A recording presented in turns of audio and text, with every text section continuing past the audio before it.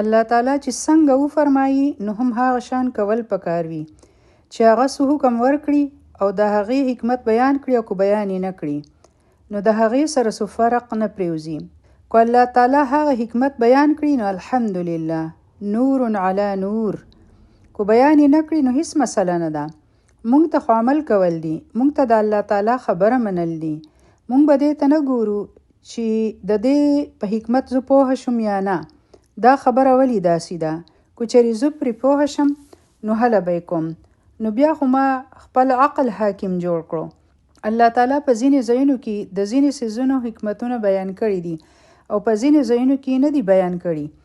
الله تعالی دلته د ناسخ په باره کې نه دي فرمایلی چې الله تعالی ولې داسې وکړل. مونږ د خپل طرف نه داسې وایو لیکن داسې ولې وکړل دا دلته نه دی ویلی شوي. الله تعالی فرمایي البیع مثل الربا، چې تجارت د ربا په شان دی، هیڅ خبره نه ده. که چېرې موږ سود وکړو نو دا هم د تجارت په شان دی. لیکن الله تعالی د دې جواب نه دی ورکړی چې دا څنګه مختلف دی. ولی الله تعالی سود حرام کړی دی او تجارت یې حلال کړی دی؟ دا یې ولی نه دی ویلي؟ بس دومره یې فرمایلی دی چې سود یې حرام کړی دی او تجارت یې حلال کړی دی. بس یعنی تاسو په دې خبرو کې من خلی چې داسې ولی شوي دي، هغسې ولی شوي دي، داسې ولی وشول، هغسې ولی وشول، دا حکم یې ولی ورکړی دی، دا حکم ولی منسوخ شوی دی. نو دا ستاسو د کولو خبرې نه دي.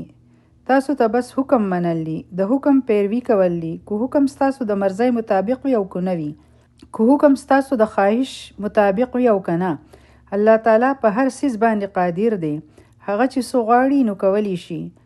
الله تعالی څوک نشي باوند کولی، په هغو باندې څوک دباو نشي اچولی چې هغه دي د خپل حکم ضرور وضاحت کوي او حکمونه دي بیانوي چې هغو داسې ولی ویلی دي.